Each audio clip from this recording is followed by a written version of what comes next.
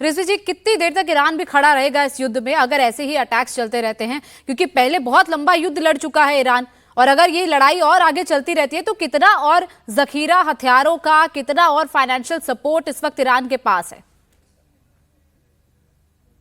देखिए, जिस तरह से ईरान टिका हुआ है, ईरान, मैंने बताया कल भी वार्निंग आई है कि अभी भी वक्त है।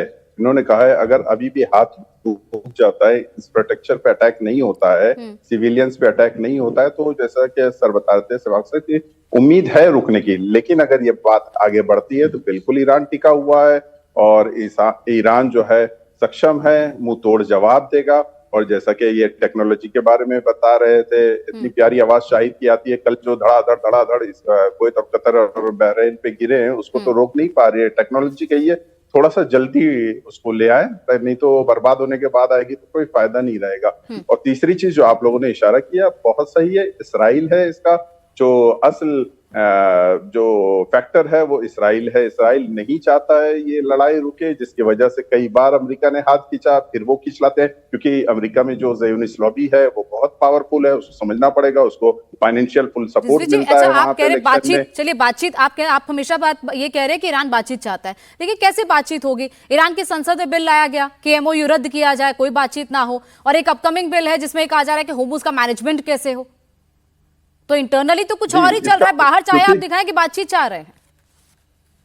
जी, जब देखिए यहाँ पे भी बहुत प्रेशर है, जैसा कि आपने भी बताया था पहले, प्रेशर है यहाँ पे भी सबका माइंड एक नहीं होता है, सबका माइंड सेटअप अलग अलग है।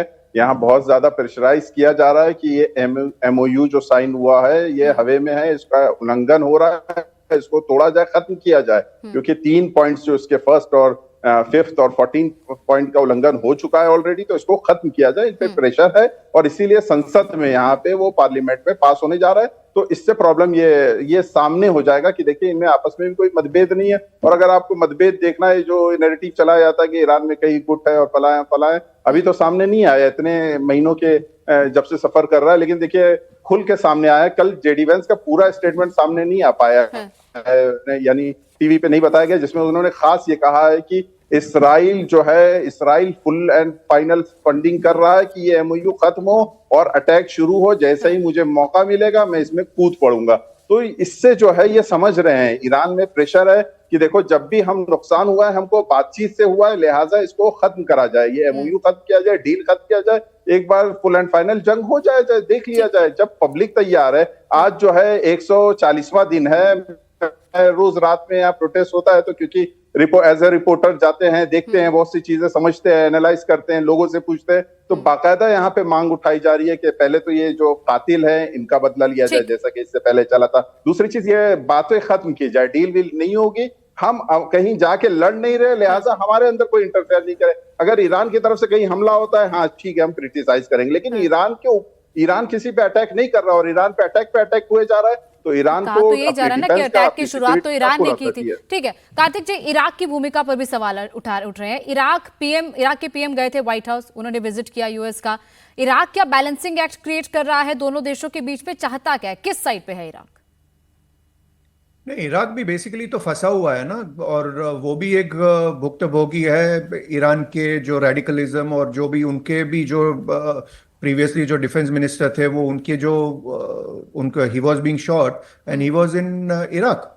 तो ये जो भी उनके जो प्रॉक्सीज है, वो सारे तो ये ऐसा तो नहीं है कि खाली ईरान में है, they are using Lebanon, they are using Iraq. तो ये 47 इयर्स में देखो, सबसे बड़ा प्रॉब्लम क्या है कि 47 इयर्स ये जो लोग समझ रहे कि भाई वॉर ये 28 फरवरी को शुरू हुआ, वो 28 फरवरी को नहीं हुआ। ये 47 इयर्स से ये जो रिजीम है वो यही काम कर रही है। जब दूसरी सारी कंट्रीज टनल्स बिल्ड करती है तो वो अपने रेलवे नेटवर्क के लिए करती है, वो प्रोस्पेरिटी के लिए करती है, वो बैलिस्टिक मिसाइल्स और ड्रोन्स छुपाने के लिए नहीं करती।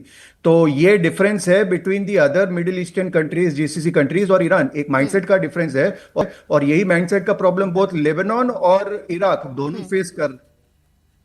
ठीक है अमिताभ जी, किसका फायदा हो रहा है इस युद्ध से? क्या रशिया और चाइना फायदा उठाने की कोशिश कर रहा है?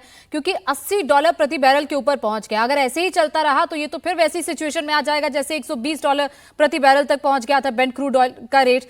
तो क्या आने वाले दिनों में ये ऑयल का रेट भी और बढ़ सकता है? कौन फायदा उठा रहा है इस युद्ध से? किसका फायदा, किसका नुकसान? देखिए, इसमें सबसे ज्यादा फायदा देखा जाए तो अमेरिकन कैपिटलिस्ट का है। वो तेल का दाम बढ़ता है उसमें मुनाफा कमा लेते हैं, तेल की सप्लाई बढ़ती है उसमें मुनाफा कमा लेते हैं। रूस का फायदा हो रहा है क्योंकि अब तक उसके तेल का बाजार बंद था, वो बेच नहीं पाता था, भारत जैसे देश खरीद नहीं पाते थे, उनका फायदा हो रहा है। इस समय सबसे सेफ चाइना खेल रहा है। देखिए, चाइना मिडिल ईस्ट की पॉलिटिक्स में बहुत पहले से इन्वॉल्व था। उसने सऊदी अरेबिया और ईरान की सुलह कराई थी, लेकिन जब युद्ध आया तो वो बीच में आना ही नहीं चाहता है, ना सुलह कराना चाहता है, ना लड़ाई बढ़ाना चाहता है, ना ये ईरान को कहता है भैया बंद कर दो, मेरी भी तेल बंद हो रही है।